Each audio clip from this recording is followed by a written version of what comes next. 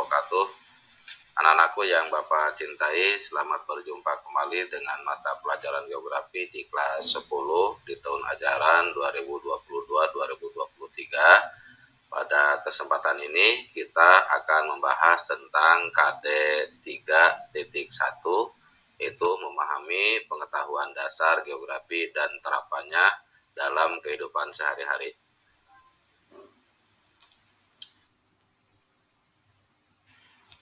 Dengan judul Dasar-Dasar Pengetahuan Geografi. Yang pertama kita bahas tentang pengertian geografi. Untuk membahas pengertian geografi bisa satu menurut bahasa, yaitu istilah geografi berasal dari bahasa Yunani, yaitu dari dua kata, geo yang artinya bumi dan grafien yang artinya gambaran atau pencitraan. Yang kedua adalah menurut para ahli. Banyak memang para ahli yang memberikan pengertian tentang geografi. Di antaranya adalah menurut Immanuel Kant. Dia mengatakan bahwa yang dimaksud dengan geografi adalah ilmu yang objek studinya adalah benda-benda, hal-hal atau gejala-gejala yang tersebar dalam wilayah di permukaan bumi.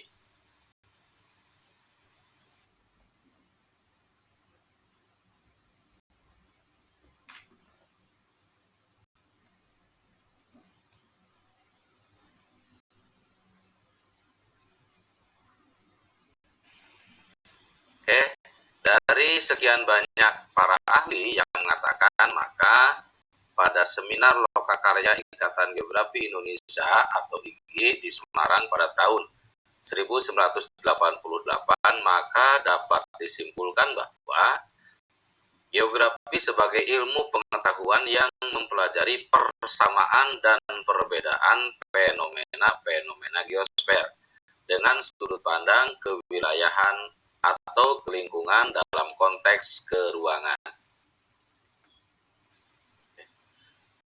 Bagian B, kita akan bahas tentang apa sih yang termasuk pada objek studi geografi. Objek studi geografi secara garis besar terbagi dua, yaitu yang pertama, objek material, yang kedua, objek formal.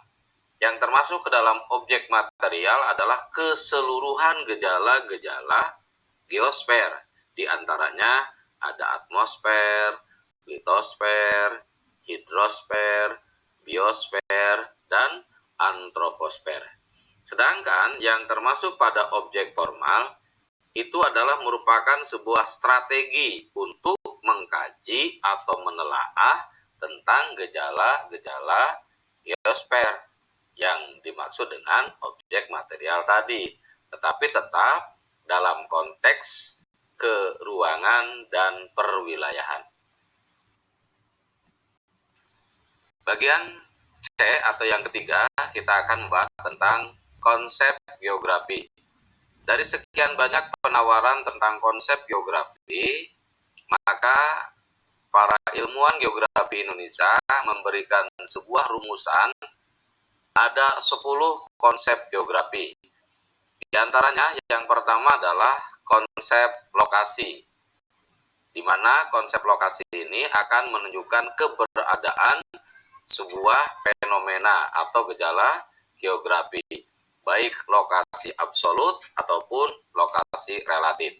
Yang kedua adalah jarak, baik jarak yang diukur dengan satuan panjang atau yang diukur dengan satuan waktu. Jarak yang diukur dengan satuan panjang itu disebut dengan jarak absolut, sementara yang diukur dengan satuan waktu disebut dengan jarak relatif. Yang ketiga adalah pola keterjangkauan atau accessibility. Artinya, mudah atau sulitnya objek geografi atau fenomena-fenomena geosfer dapat dijangkau. Yang keempat adalah konsep pola, yang menunjukkan tentang bagaimana gejala-gejala geosfer itu terjadi di muka bumi. Yang kelima adalah konsep morfologi. Yang keenam adalah konsep aglomerasi. Yang ketujuh, konsep interaksi dan interdependensi. Yang kedelapan adalah nilai kegunaan. Yang kesembilan, diferensiasi area. Dan konsep yang ke-10 adalah keterkaitan keruangan. Bagian yang keempat atau bagian D, kita akan membahas tentang prinsip-prinsip geografi. Nah, geografi sebagai suatu disiplin ilmu tentunya memiliki sebuah prinsip dalam mengkaji fenomena-fenomena geosfer tadi. Prinsip geografi secara garis besar dibagi menjadi 4 bagian. Yang pertama adalah prinsip distribusi atau persebaran. Apa maknanya?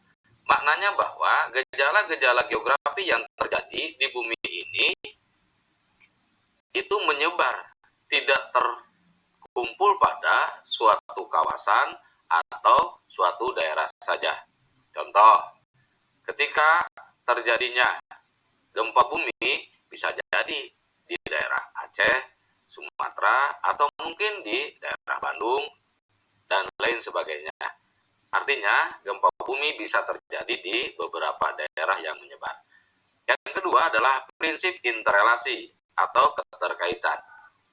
Apa maknanya? Maknanya bahwa gejala-gejala geosfer itu akan ada keterkaitan antara satu gejala dengan gejala yang lain. Contoh, ketika terjadi hujan lebat di daerah hulu, maka terjadi banjir di daerah hilir. Kenapa terjadi banjir di daerah hilir? Ada beberapa alternatif jawaban.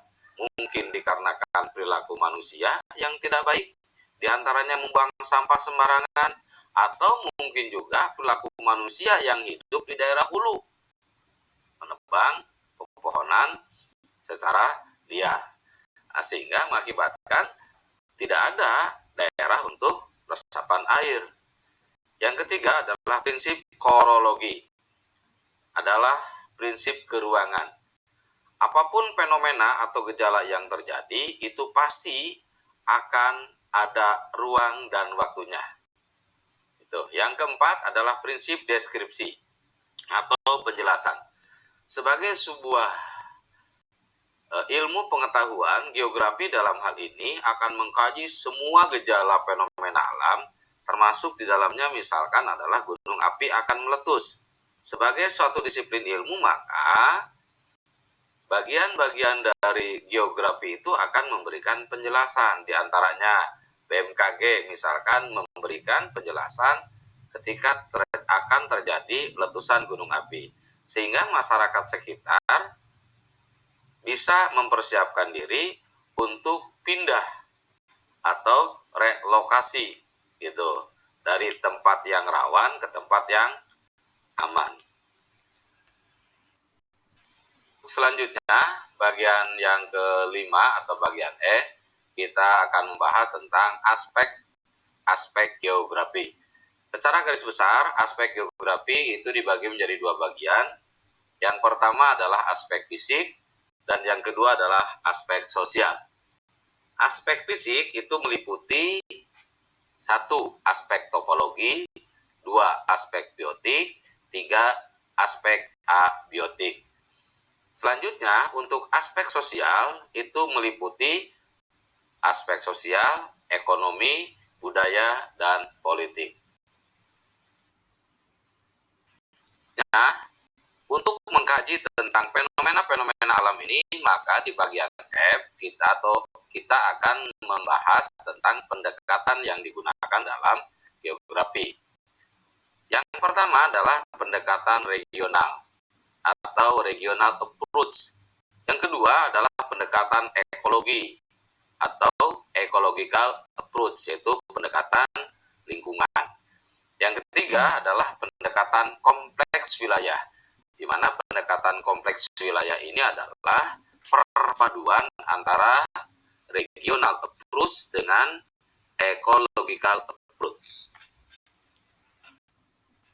Anak-anakku yang Bapak cintai, demikianlah materi untuk bab pertama di pertemuan kita kali ini. Semoga bermanfaat dan kita berdoa kepada Allah Semoga ilmu yang kita dapatkan hari ini dapat berguna untuk bekal kita hari ini dan masa yang akan datang. Terima kasih. Mohon maaf apabila banyak kekeliruan, kehilapan, dan semoga kita bisa bertemu kembali di pertemuan yang akan datang dalam keadaan sehat walafiat. Assalamualaikum warahmatullahi wabarakatuh.